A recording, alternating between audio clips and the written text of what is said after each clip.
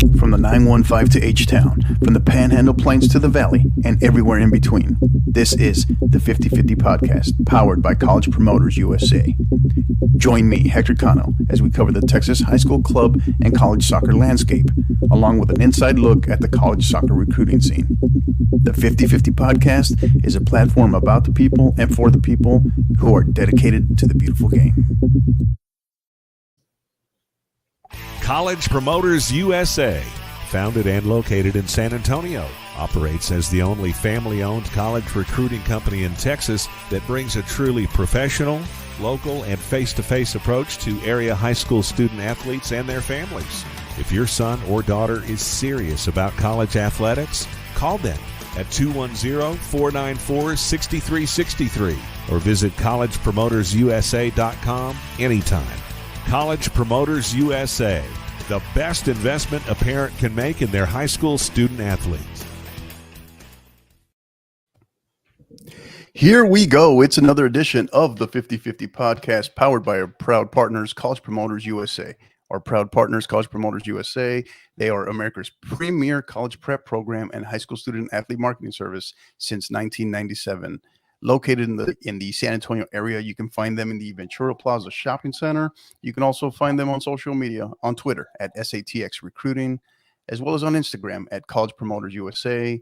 And you can also get more info on what they're about at their website, collegepromotersusa.com. My next guest, he is the Chief Operating Officer of TASCO, the Texas Association of Soccer Coaches, as well as the head men's soccer coach for Katy 7 Lakes High School. Coach Jimmy Krueger. Coach, how are you? I'm doing good in the thick of the start of the school year. Fortunate enough to be at a school where we have 150 kids try to come out to play soccer for us. So wow. Part of the process is making sure that our classroom sizes are manageable for myself and my two assistants so that we have a competitive environment as we try to prepare them in the fall for the start of our season. Outside of that, also tuning up for the convention that's coming up. There's a lot of behind the scenes stuff that happens. So I've had my hands full, as well as, toting around two children in jiu-jitsu and now 7th grade football. So it's been quite the load.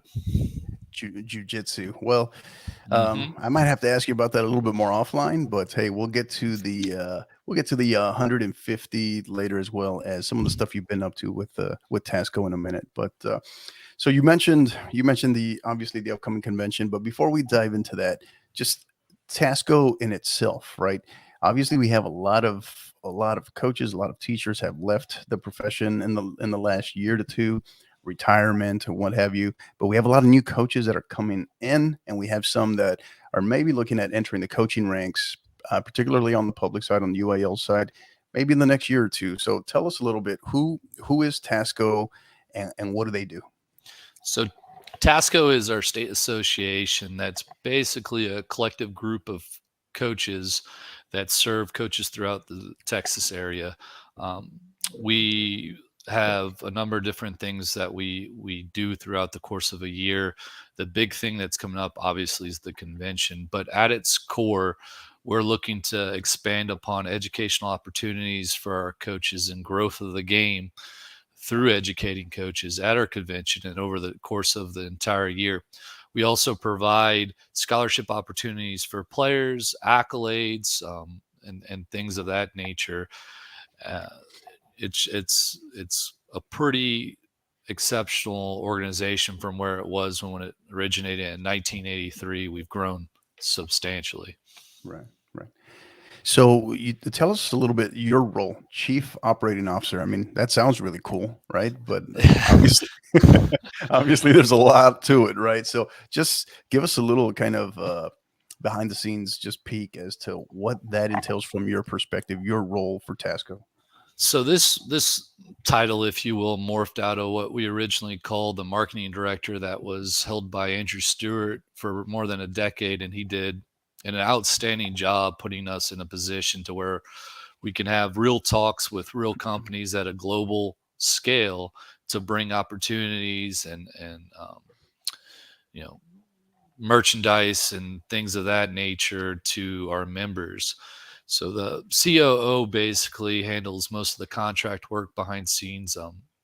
I sell out the booth space. We have right now a sold out event. We've sold 31 booths now, and there's a waiting list. So I'm seeing about expansion rights. Other things in terms of dealing with board swag, board apparel, our gift that we give for all of our members or the attendees that show up for the convention, outfitting the all-star. We do a senior all-star showcase in May, get those uniforms that the kids are able to keep.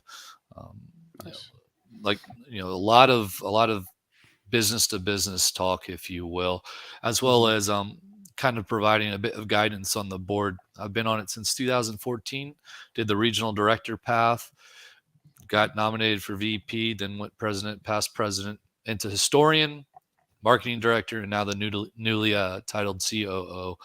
If you're new or interested, this is a great path for networking and finding people with the same desires, interests, and passion that you may have, and you can make some really good, strong friendships throughout the way for sure. Yeah, and you mentioned the humble origins, right, dating back to 1983. Why does membership matter? I think it's one thing to know some of the awesome stuff that TASCO's doing, what they're attempting to do, and where they're going, but from that local, doesn't matter whether it's a head varsity coach or JV assistant. Why does membership matter? So membership is pretty much the heartbeat to any conversation I have with any potential partner or sponsor. That's the first question out of their mouth is how many members we have. And you look at it from a national comparison, obviously United Soccer Coaches is the big, organization with 30,000 plus, and we're about 1,200. So every single conversation I have when we're talking about companies that deal on a national level, how many members are we talking about? So, with the membership and it's our backbone, if you will. And that's why we've had a massive push to provide more value for our members over the course of the years. When I first got on the board, truly a membership got you the rights to put players up for All-State, All-Region at the end of the year. And we wanted to move a little bit more in depth to what we do. And the first step was our partnership with Sports Session Planner. Every single member of TASCO has free access to Sports Session Planner for that year, for that membership year. And that value right there, if they were on their own and wanting to purchase it, it was over $100 a year. And they wouldn't even have all the club components that we get.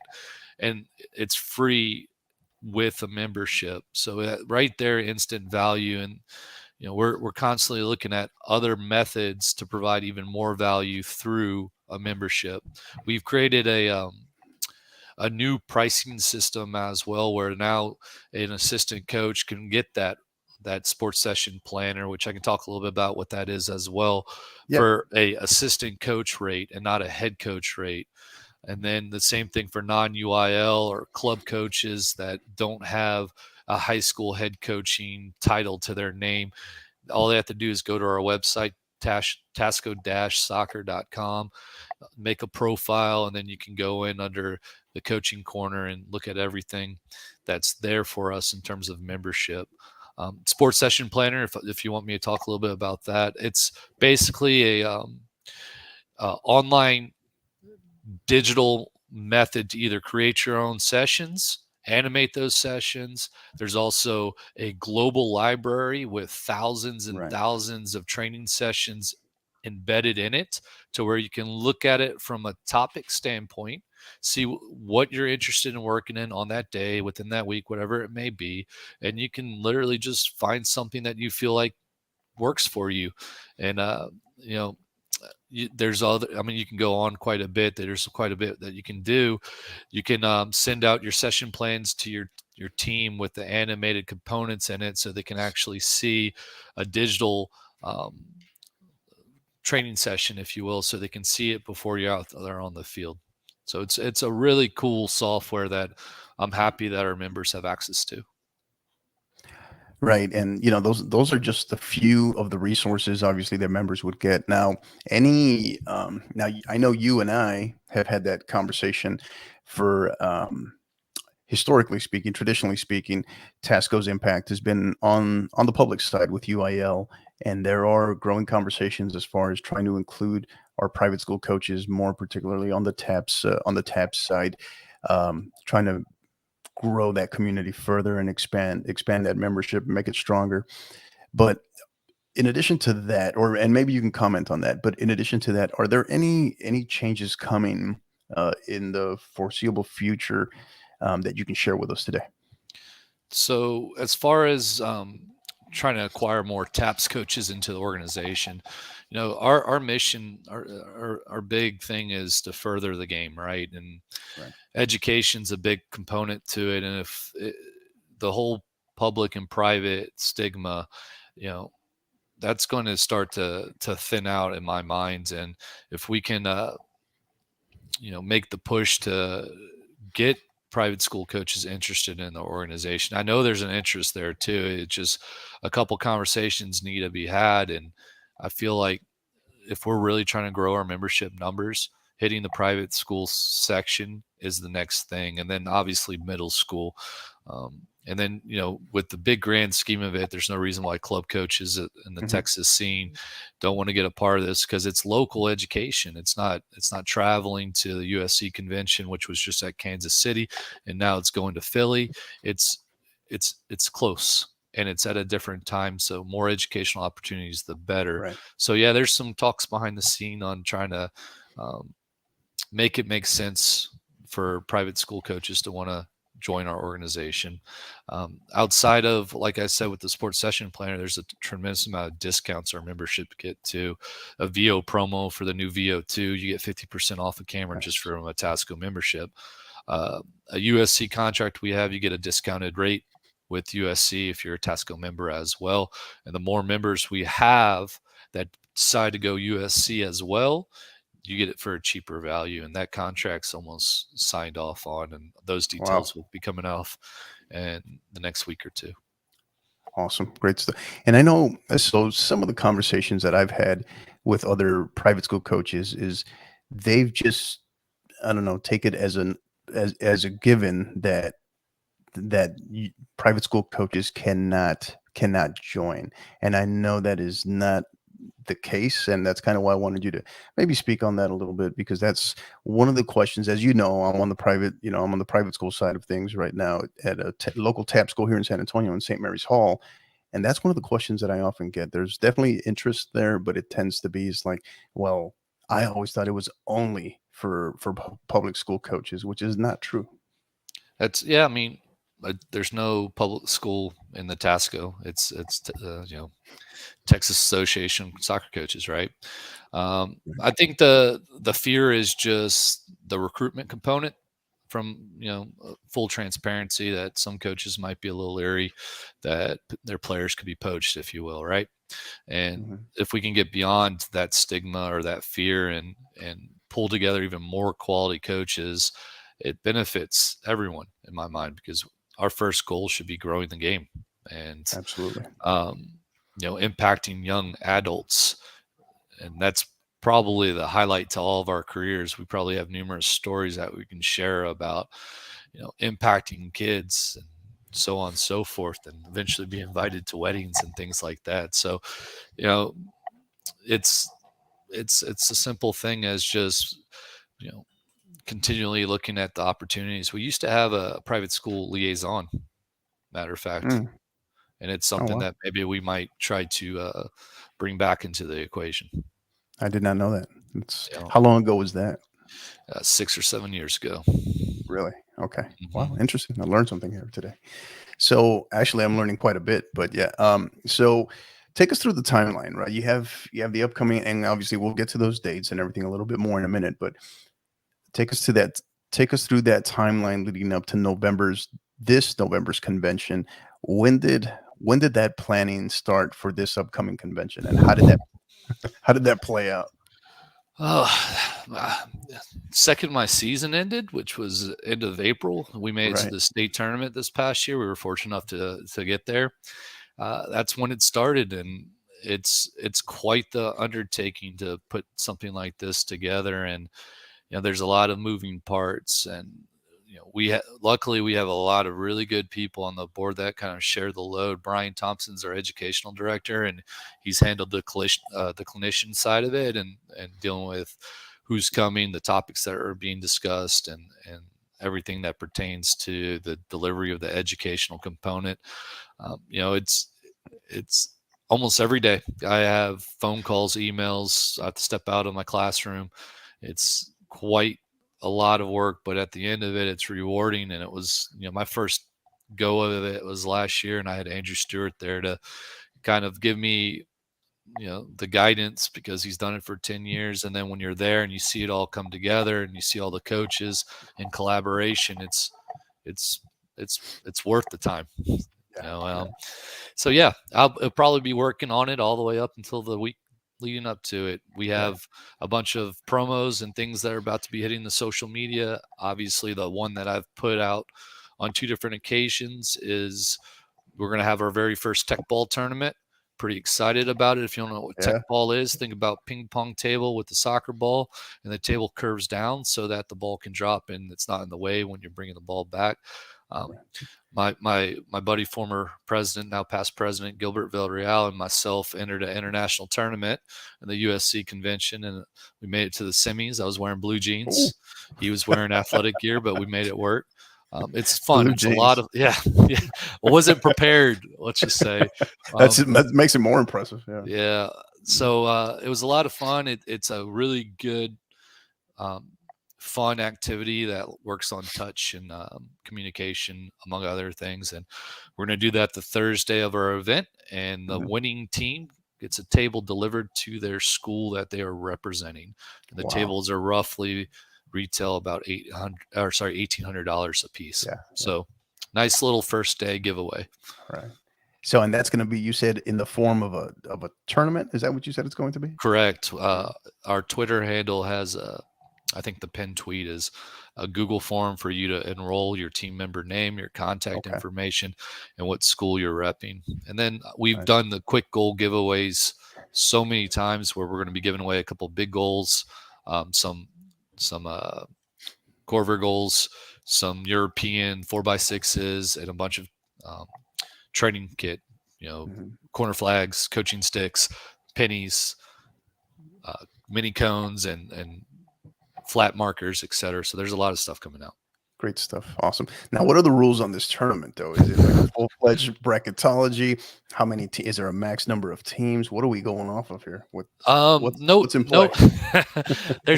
That's all fluid, if you will. We're going to see how many entries we have, and obviously, when this thing kicks off at 8 p.m., that's all going to play into it. If we have six teams, which I think we're going to have more than that, obviously it's going to be a little bit different, but potentially just single elimination. Winners, you move on. Brackets, and Gilbert's the king of brackets, and he's the host of the tournament. He's excited about that role and responsibility. And it's during our social, and it's going to be fun to watch. I asked my 60 plus and 50 plus year old assistants if they're going to rep Seven Lakes.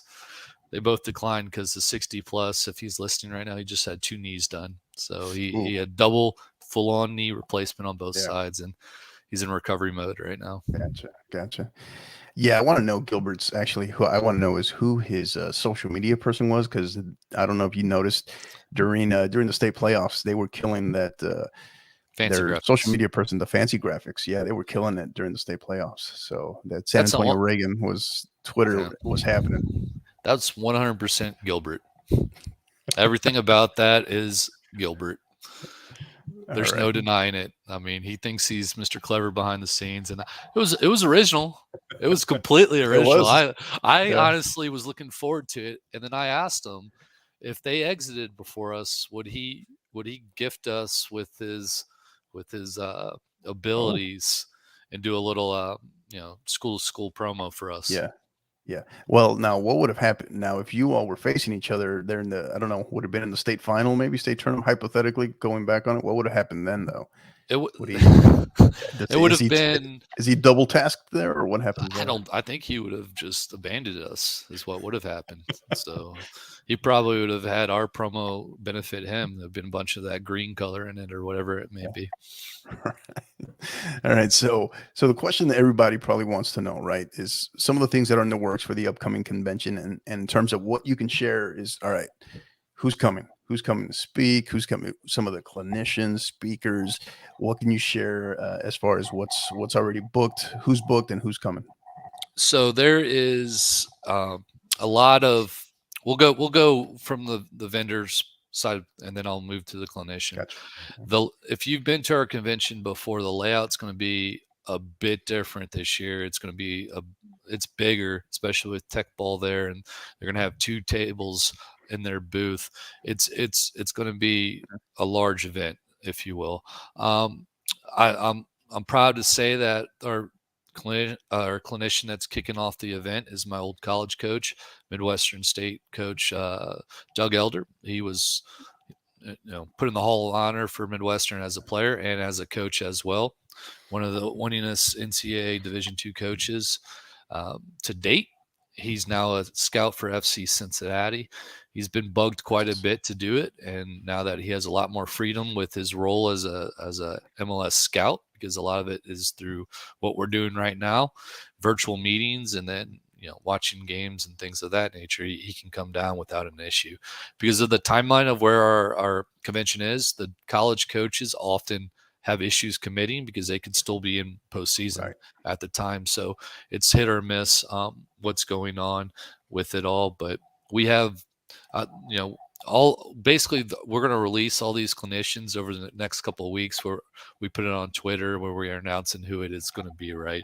I can tell you that we have a technical director, we have professional goalkeeper, we have educational director of USC.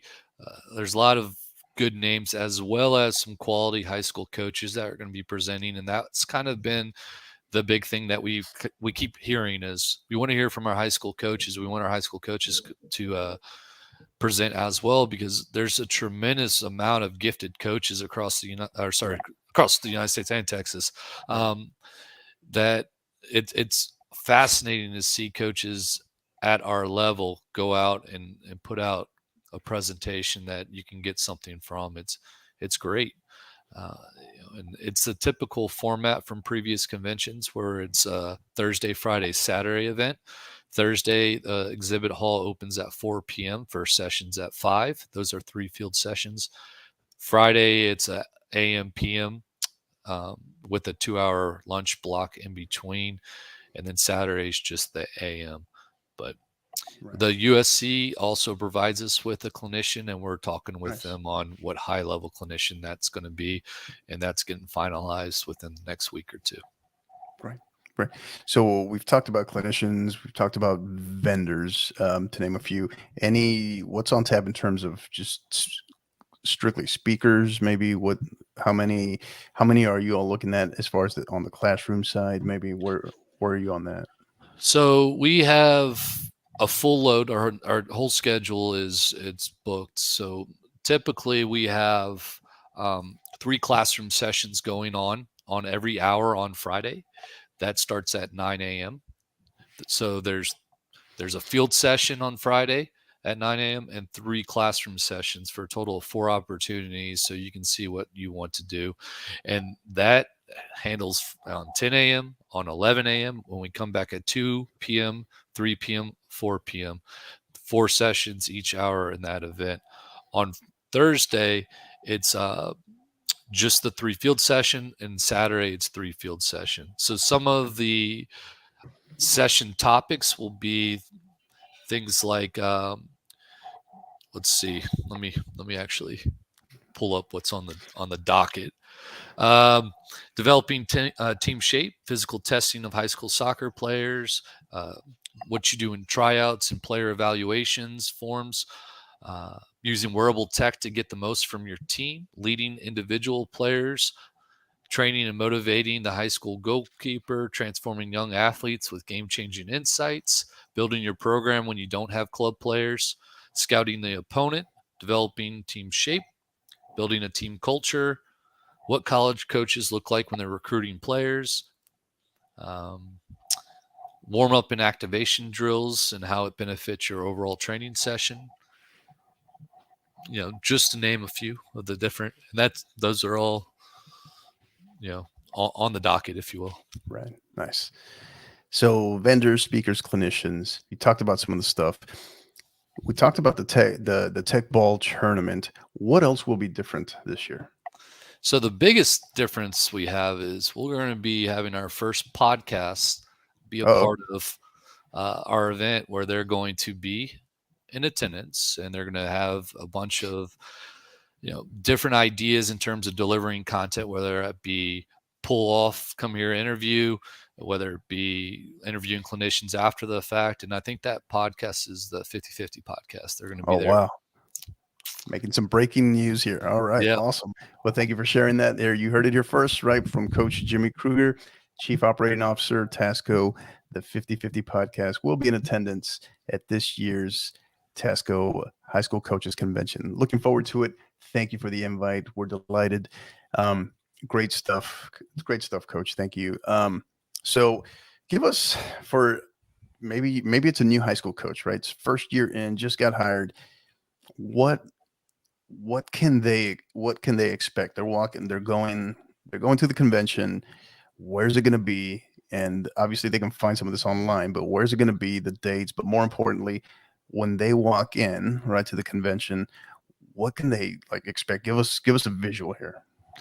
So convention's at Moody Gardens in Galveston, Texas. It's a unique venue. It's large. It's very large. Right. Everything that you will need is at Moody Gardens.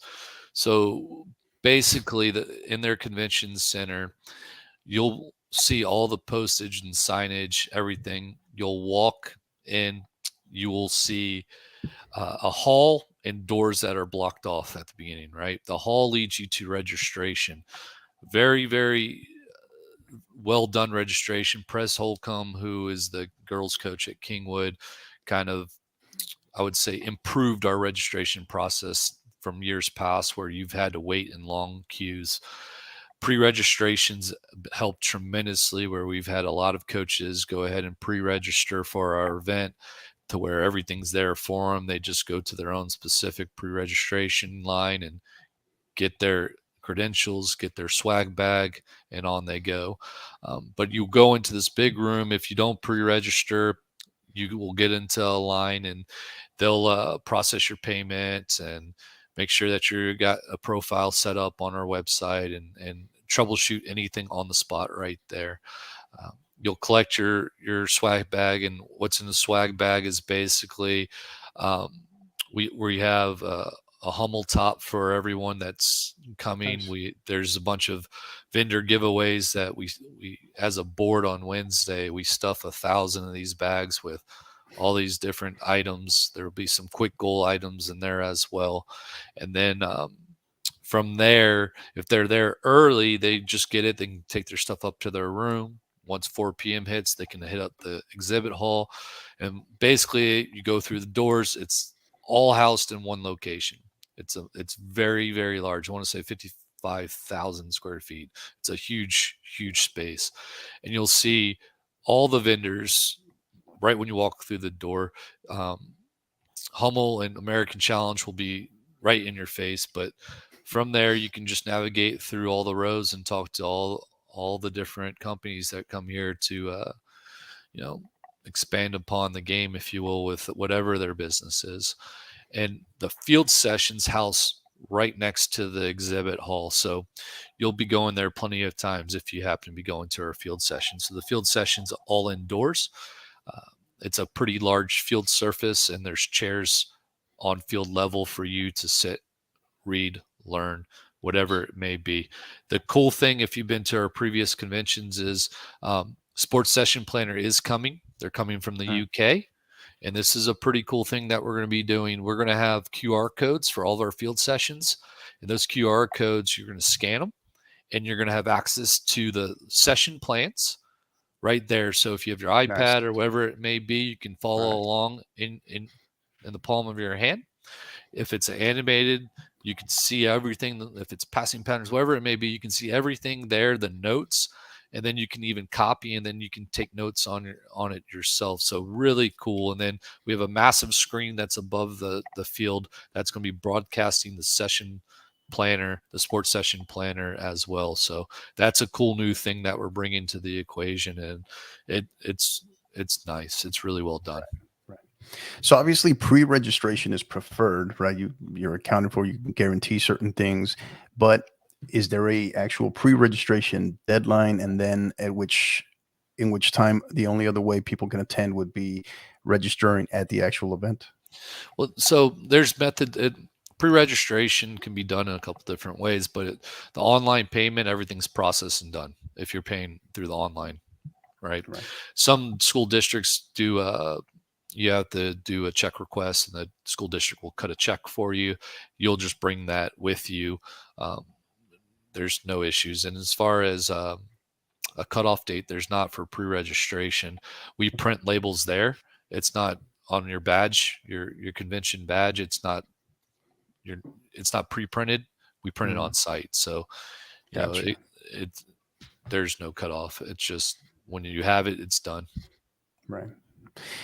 Now, maybe you all get this question every so often, but or maybe, I don't know, maybe every year for the first timers, but new coaches attending, what are some of the things you recommend that they should bring or they need to bring, and some of the things maybe that people tend to bring and then you hear all the time is like, I didn't need this or I didn't need that? Any recommendations on that?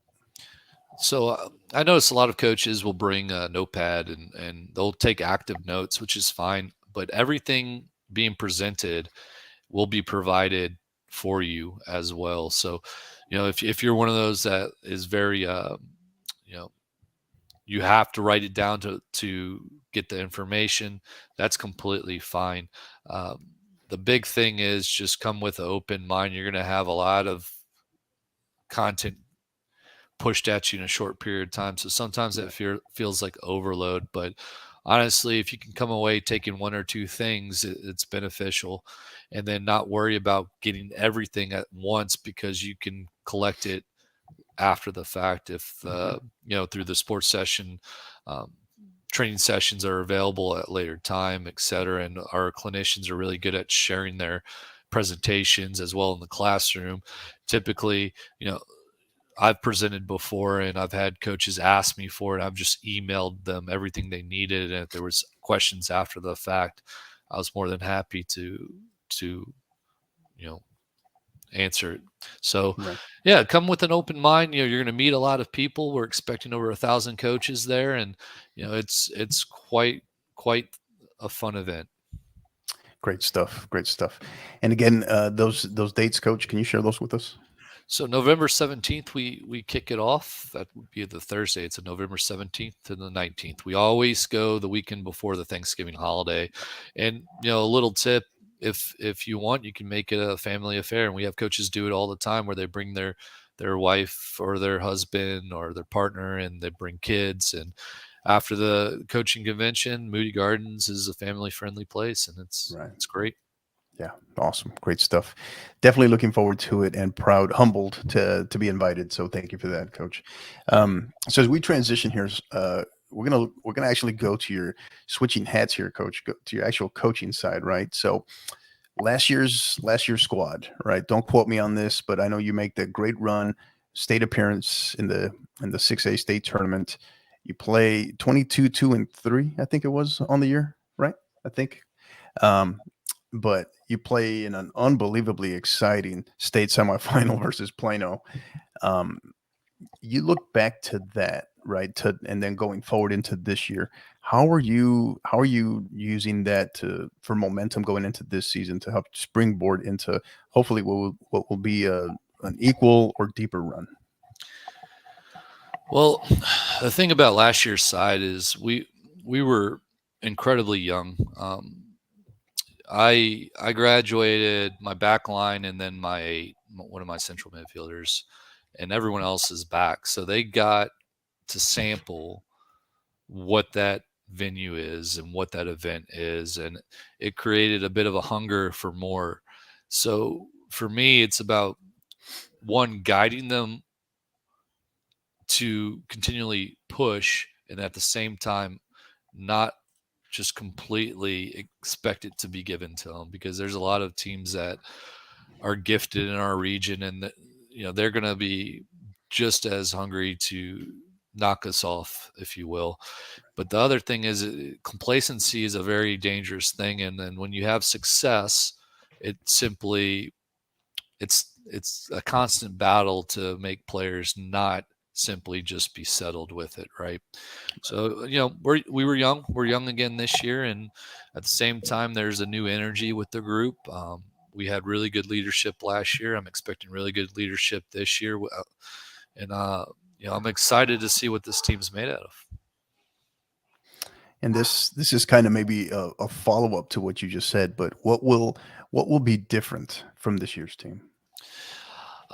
We'll be a little bit more mature. We'll be older. If you were at the Plano game, obviously there, tale of two halves, if you will. First half, we played pretty well. They were a little bit distraught with it. Our game plan in the second half did not come out in the first 15 minutes. We wanted to high press them, and they had a 3-5-2 system and a double six, and they wanted to just hit the diagonal ball to their big athletic guys, and we got pinned deep for about 15 minutes. That's where all the damage happened. And I'll tell you what, I learned something from that stadium. And for anyone listening that ever is lucky enough to play there, be prepared for your players on the field not to hear you. The noise is incredible. I had players 5 feet from me not able to hear me, and all I'm yelling is for them to step up the field. And in that course of time, we really didn't hold on to the ball enough for it to be like let's settle and get up the field. Mm-hmm. And then with our student body right behind me screaming their heads off, I was mute. I was screaming at the top of my lungs, and no one could hear me. It's absolutely incredible, the noise. And and you see it all the time in the NFL, the home field advantage. So I'm from New Orleans, get all the time the loudness of the fans, and the quarterback can't communicate with his players. I experienced that for the first time, and I've played at big venues too. So it's something. But we'll be more mature, more physical. Wow. Yeah. No, that's great. That's great insight, because ironic, it's funny because out of all the coaches I've ever spoken with that have played there, no one's ever mentioned that. You're the first to really, especially trying to communicate with players, and I guess it's, to a certain extent, it's a little obvious, right? When you're playing in that high of a level, you make it to the state tournament, but no one's ever actually mentioned that before. That's interesting. Yeah, no one's mentioned it to me either. I've had close friends that have been there, and I asked them after the fact, hey, could your players hear you in the state semis finals? No. Well, hey, thanks for letting me know that valuable information. Thanks for the heads up. Right. We would have had cards out there or something, Yeah. Wow. Well, somehow, if I ever end up there, somehow I'm going to remember that. So it's simply the proximity of the fans to the bench, and the technical box isn't something that's enforced until that point of time, really, for us, at least in Region 3. So I'm almost a box to box coach, always pacing on the sideline, if you will, and being held in that little technical area with the fans. It's something. But don't get me wrong, I loved every minute of being a part of that. I've been at every single state tournament because I've had to work it through TASCO, and it was nice to be on the other side of it for a change. Yeah, it's great stuff. Well, we definitely wish you and your boys the absolute best of luck, and maybe you can make a repeat trip and maybe beyond this year, Coach. So, one final question regarding this year's squad. The 2023 season will be a success. Finish this sentence. The 2023 season will be a success if? Well, the way we look at it is if we make a return trip to state and then finish where we left off last year, right? You set that standard, and we feel like we have a group of guys that can get it done. So why not set the standard where we think we can achieve? Right. Well said. Well said. Great stuff, Coach. You dropped all kinds of great nuggets, all kinds of breaking news there along the way. So appreciate that. Don't go anywhere. We know you're going to stick around with us. We get to pick on you a little bit for our counterattack segment, have some fun, not at your expense, have some fun with you, right? So don't go anywhere. We'll be right back after a quick word from our sponsors. College Promoters USA, founded and located in San Antonio, operates as the only family-owned college recruiting company in Texas that brings a truly professional, local, and face-to-face approach to area high school student athletes and their families.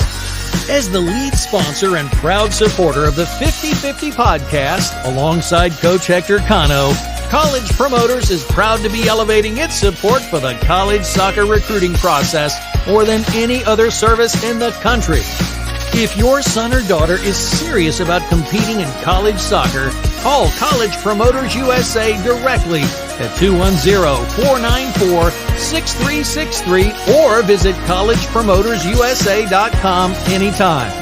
College Promoters USA, the best investment a parent can make in their high school student athlete. And we're back with Coach Jimmy Krueger, Chief Operating Officer of TASCO, as well as the head men's soccer coach at Katy 7 Lakes High School. All right, Coach, it's counterattack time. You ready to dive in? Sure, I'll do my best.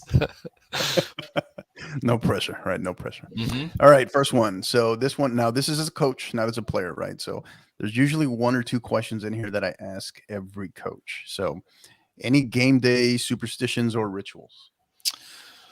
Yeah, I wear the same outfit on a Tuesday that I wore the previous Tuesday, and the same outfit on Friday. So it's navy slacks and gray slacks. And for all my Hey Dude wearers out there, I was a early adopter when it was just a Facebook company, and all my fellow coaches would make fun of my Hey Dudes.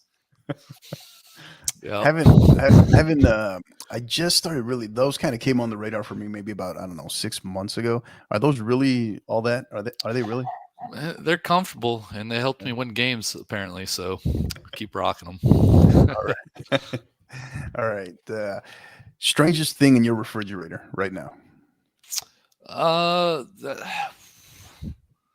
Probably. So I'm a hothead.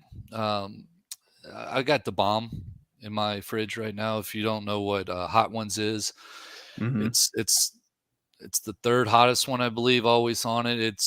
It doesn't make sense. It just tastes like chemicals, and it's terrible. But it's in my fridge.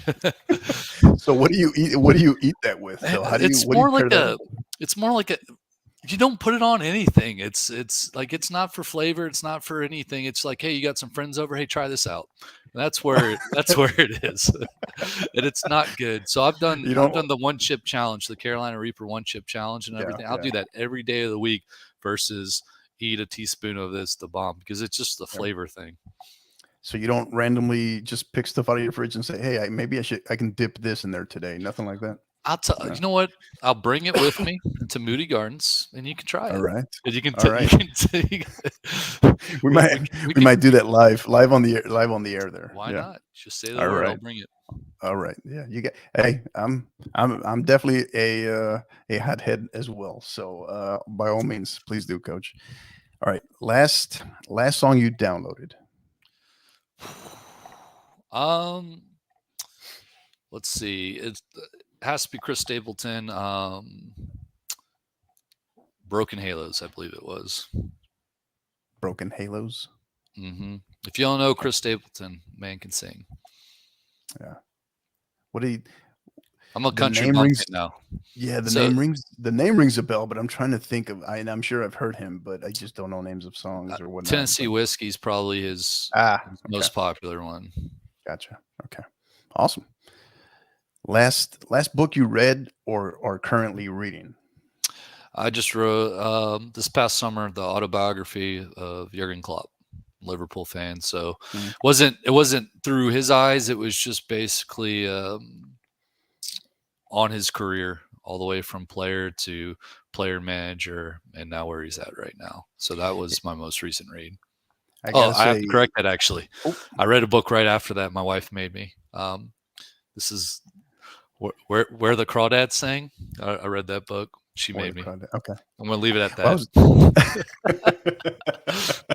Well, I was going to say, it is so good to finally have another Liverpool fan on. I was tired of all the, it just seemed, it was like a string of Manchester United fans for a while. and I was like, what is going on here? So yeah, it's good to have another. I knew you were a good man. I knew you were a good man from the start. So Yeah, all right. not that one, but that one is Liverpool. I had a former player who has season tickets, and that was worn in Anfield. Oh, nice. Yeah. Awesome. Okay, superpower. You can only pick one: invisible or mind reader. I would have to go mind reader because I feel like you can use that for more than being creepy. Yeah. Yeah, I don't know. Like, what's the benefit of being invisible, man? You know, we're coaches. You have to be seen, as far as I'm Right. concerned, right? Yeah. Mind Mind reader. reader. As a coach, it appeals. I think it would appeal to every coach. You would I think. think it can be some people. You might not want to know what they're thinking, but at the same time, in our craft, I think it would be more beneficial. Right. Okay. All right. So one thing. So Jimmy Krueger is appointed the soccer czar in America, right? So you're in charge of all of soccer in America.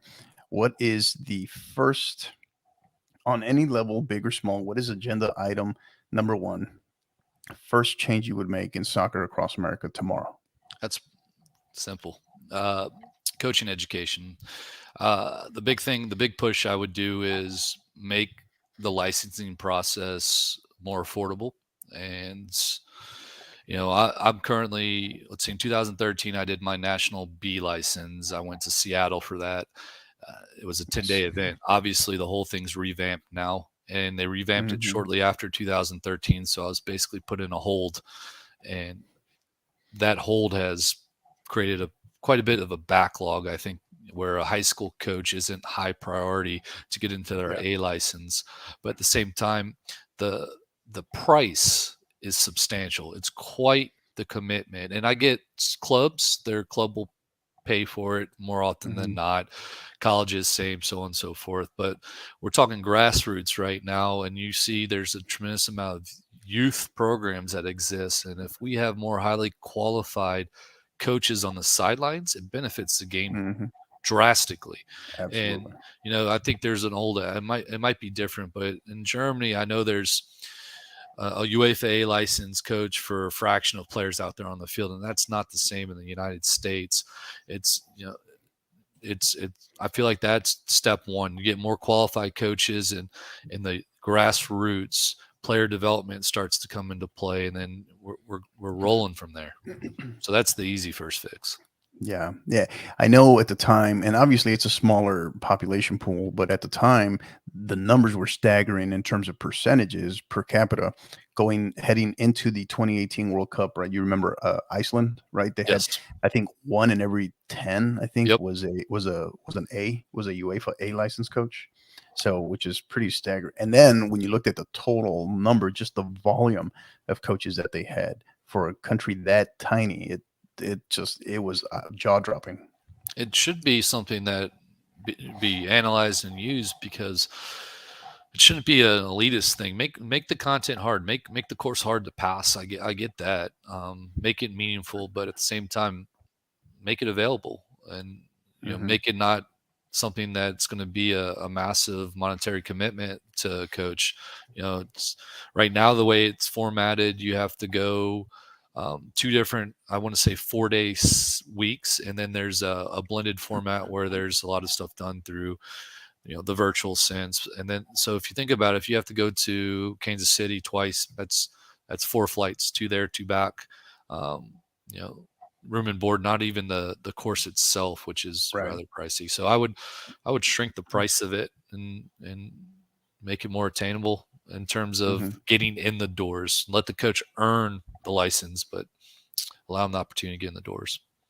Yeah. You spoke earlier, you spoke to USC, to United Soccer Coaches, and them as an association, they've really figured out, and obviously I understand the prestige behind the USSF licenses, but in terms of the diplomas and the coaching education, the continuing education from United Soccer Coaches, they've figured out that their hallmark is inclusivity, right? Inclusiveness, not exclusivity, which has been, I'm sorry to say, as an organization, the federation, the U.S. Soccer Federation, has really made it not only pricey, So there's layers to the complexity, right? It's just the price, the time commitment, and then I think on average right now, I think for a B, the average coach is being, I think, turned away at least 3, maybe 4 times before either they finally get in or they finally stop applying. No, I get it. Our girls coach at Seven Lakes is in the B right now. I believe she was turned down the first time and got into the second one. I've applied for the A twice and have not gotten in yet. So, I get it. The USC does a great job at it. And actually that's on my agenda now is I'm going to go look at their premier diploma and experience that side of the equation as well, because in the end of it, coaching education is education, expanding your knowledge is expanding your knowledge. And I'm a big believer that we're all students of the game. It's ever changing, and I need to continually, learn in my field and not just simply go off of what I know or had known. Yeah, and I think I can share from my personal experience on the United Soccer Coaches side, from my advanced national and my premier to the director of coaching, but particularly my premier, which I did in, I don't know, I think it was 2016, 2017 in Elmhurst College in Illinois, outside of Chicago. It was a phenomenal experience. It was a great experience. Just the level of coaches who we had there, our instructors, the coaches in attendance. And as you know, anytime you attend those, the real learning takes place amongst your peers, amongst your colleagues, the coaches that are in attendance, more so than the criteria, the curriculum, and the actual instructors itself. So yeah, cannot recommend there's enough for sure. It's the environment for sure. You're surrounded with it. It's the same thing if you're trying to learn another language. What do? The best thing to do is go to that country and surround yourself in it. Yep, 100%. Same thing in coaching education. Right. Yeah. Great stuff. So next question: who would play you in a movie? Doesn't have to look like you. I get a lot of different things, man. I would say a Bradley Cooper. I'd be happy with him. I don't see it, but I've been called Tim Tebow quite a bit. I don't see it, but I'll tell you a story. I was in Colorado with my father. We were doing something on my brother's behalf, and on our way back, we stopped in this small town little restaurant, and I'm going to the bathroom, and I come out, and this old lady sitting there, and she swears I'm Tim Tebow. I'm like, I'm not. We were in Denver. Okay. Yeah. Well, outskirts of Denver, I should say. You shaving, or you had the beard going? I think I had this, but I don't know. Maybe she had a long day. But I should, I don't know. I would say Bradley Cooper. Bradley. All right. Tebow, huh? Tebow. Yeah. One of my assistants says it too. I don't see it. I think I don't know. I mean, he's not an actor, but I see you and I get a little glimpse of like quick glance. You kind of almost give me like a little, you ever heard of former Dallas Cowboys quarterback, Babe Laufenberg? You give me a little bit. I've never got that. No. I mean, I don't know. Quick glance, maybe. I'd just be happy there was a movie on me. Yeah. As long as you're getting the royalties, right? Yeah. So, all right, next one. A little bit more performing movie, but right. A little bit more cheesy, but also a little bit more serious, and it strikes at the core of what we do. But in 3 words, why did you become a coach?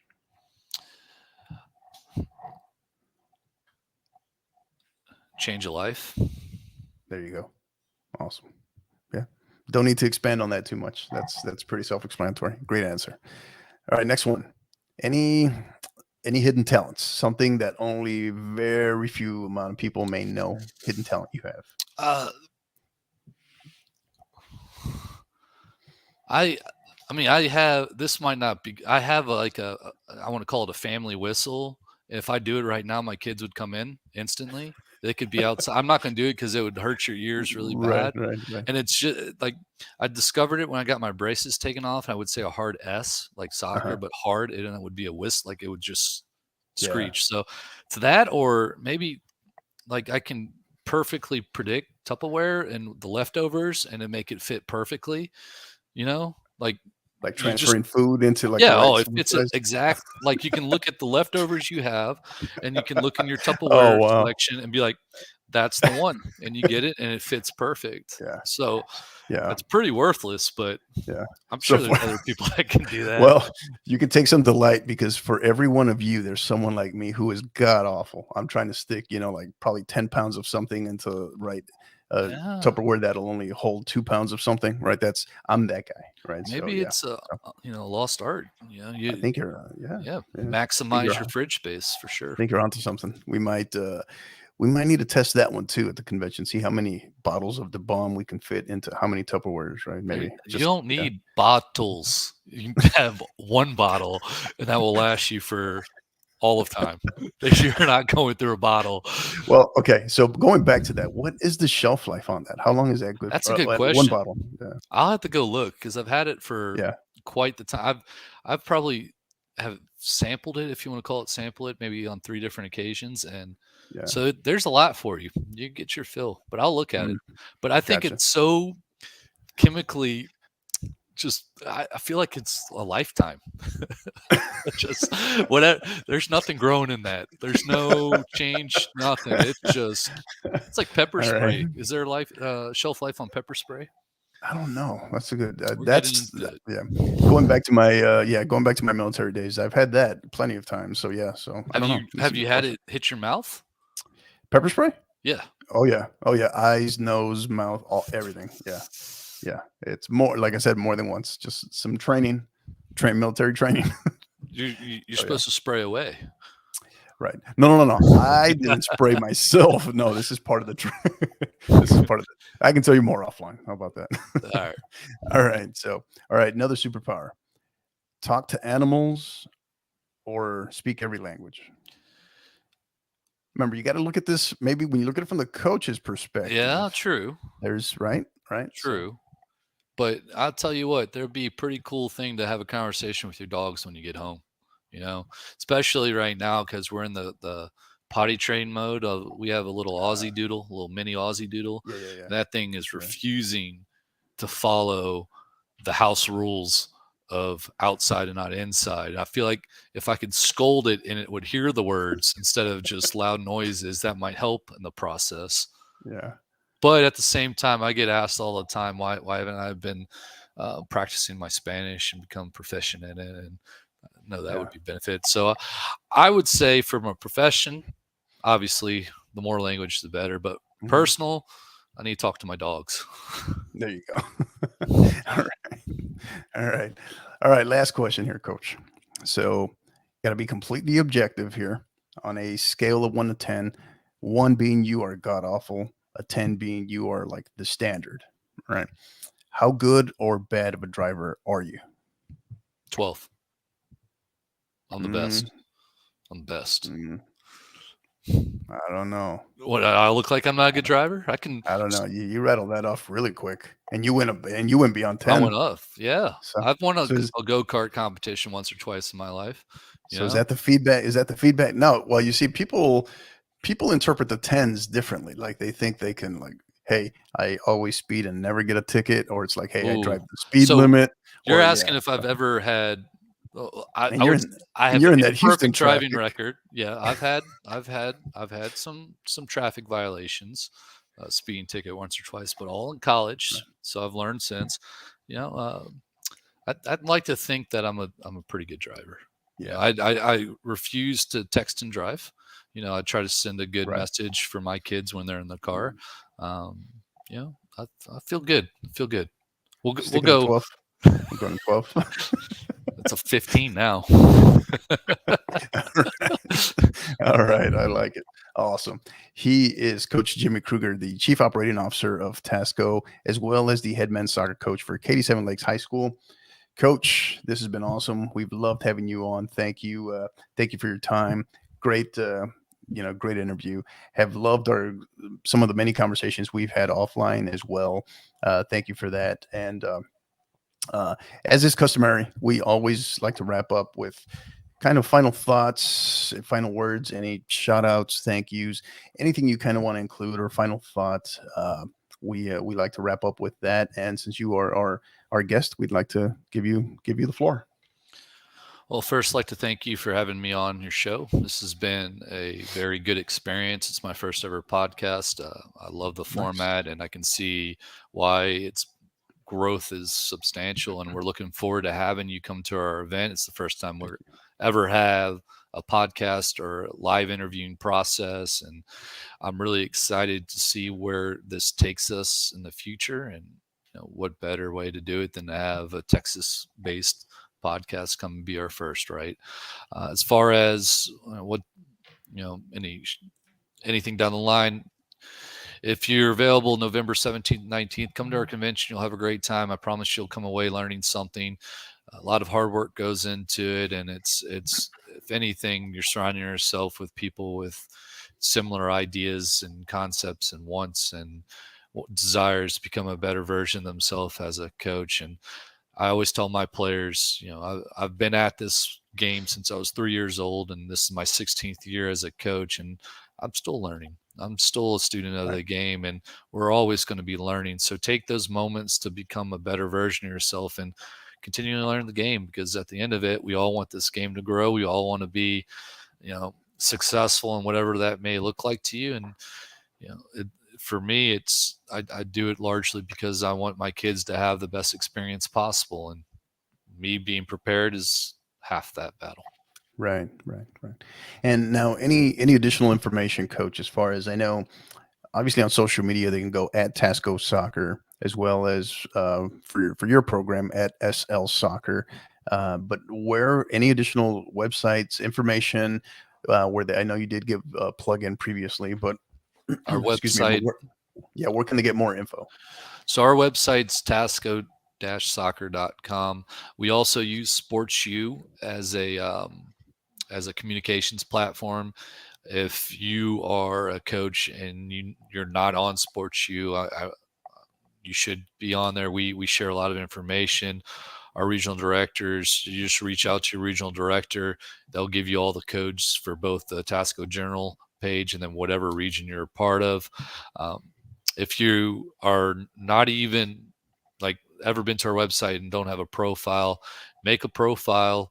If you have any questions, feel free to send them my way or send them to your regional director's way. We'll do our best to answer them. If you have questions about Sports Session Planner, you can email me. My email is marketing@tasco-soccer.com. That's marketing@tasco-soccer.com. I'll be happy to answer anything. If you have more questions about the event, about the convention, if you're on the fence about it, I want to make sure that you have everything you need before making that decision. And yes, Hector, I know I went old voicemail when I repeated myself like you used to do with your phone number. I saw the smile. Yeah, no, good stuff. Thank you for that. Again, all great stuff. Excuse me. So, and final thoughts for me is really just simply two words. Thank you. Thank you to our coaches who are, they're starting another school year. Everyone's up and running now in the last several weeks. Obviously, in light of, I know there are a lot of issues just in terms of a lot of turnover. People have retired, people have left the profession.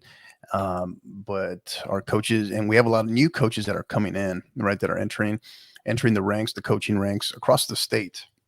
So one of the big things I would say is if you're a coach and you can identify or some of those coaches, take them under your wing, mentorship. Definitely recommend TASCO Soccer. My other thank you goes out to, obviously, to Jimmy and to TASCO.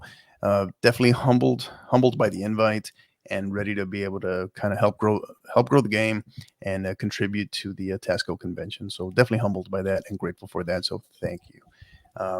And again, to our listeners, you can find us, where you can find us on social media, on Twitter at 50_50pod, as well as on Instagram at 50_50 podcast, as well as on YouTube. You can go to our page, the 50_50 podcast. So you're the reason why we do it, we're humbled by our success. The fact that we've been, as I shared with Jimmy previously, how on earth we ended up being listened to in 38 countries is beyond me, but we'll take it. We're grateful for that. But you're the reason why. So thank you very much. And until the next time, you know what to do. Keep downloading and keep listening. You've been listening to the 50/50 podcast, powered by College Promoters USA. Help us continue to grow. by liking, rating, and subscribing on all major podcast platforms. And don't forget to follow us on Twitter at 50_50pod, on Instagram at 50_50 podcast, as well as on YouTube at the 50_50 podcast. Until the next time, keep downloading and keep listening.